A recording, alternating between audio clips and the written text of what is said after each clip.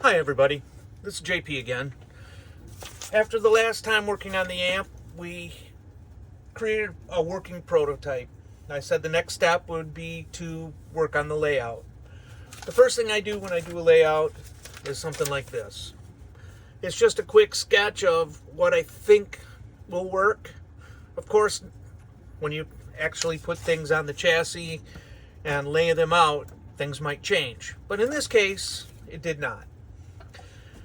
The whole trick of the layout is to treat it kind of like a factory. You want the power to come in one way, the signal to come in the other way, and go out so that the paths aren't crossing and so that noise doesn't get transferred from the input transformer, the power transformer, to the output transformer.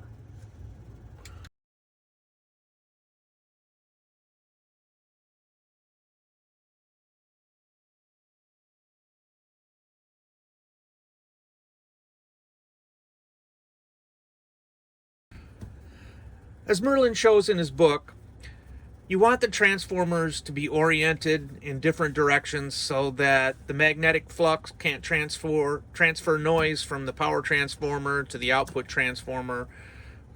When it comes to the choke matters a little less, but I still feel that if you can, you should orient it properly. In this case, what happens is the magnetic poles go right through the middle of each coil, and you want each transformer to be on a different orientation. For example, this one goes up and down. This one goes this way. This one goes this way. So you've got X, Z, and Y. Each one's on its own orientation. If you look in Merlin's book, there's a way to test this using a pair of headphones. You hook up the power transformer directly to the power, and then you hook up a pair of headphones to the output of the output transformer and check to make sure that the orientation doesn't transfer hum. You can move the transformers around a little bit and you can find out the place that generates the least noise. Right now, I think this will work. Next, where the tubes go. This is the output transformer. I want the output tube to be as close to that as possible to keep lead short, and again, to keep noise out of the system. I plan to bring in the signal right here. It's going to feed the first 12AX7 here, so the first two tube stages will be right there. Then it'll come out to a tone controls, and then some kind of recovery stage that will output directly to the power tube and drive the power tube. You can see from this design, the power will come in back here, go through here, and power the tubes, and the signal will go like that, and the two signals will only cross where they absolutely must. That should be the lowest noise solution. Now we see I've picked this to be my chassis, and that everything that we've picked and the layout we've picked fit on the chassis without a lot of extra wasted space. For the final project, I chose to use a Hammond pre-made chassis. They make a lot of different sizes, are very affordable, easy to find, and are well built.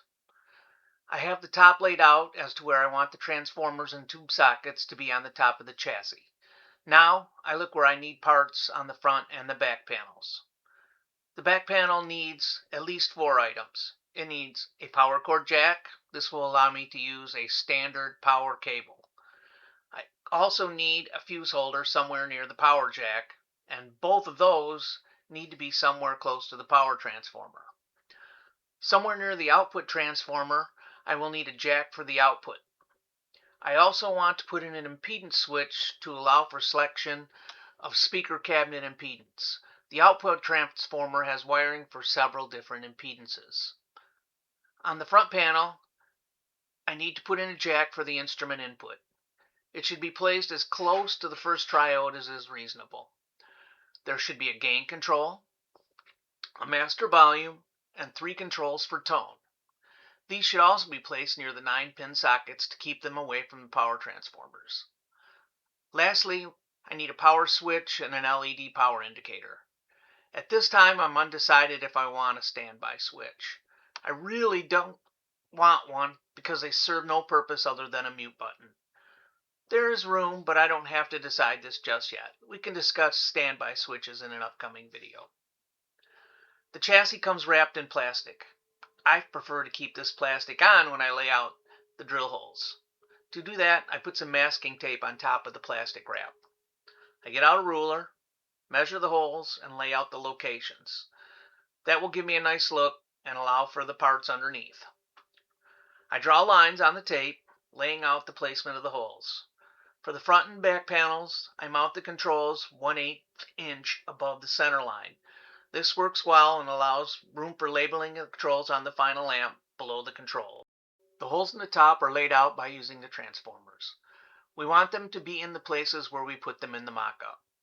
The transformers not only need mounting screw holes, but also need a place for the wires to be routed through the chassis.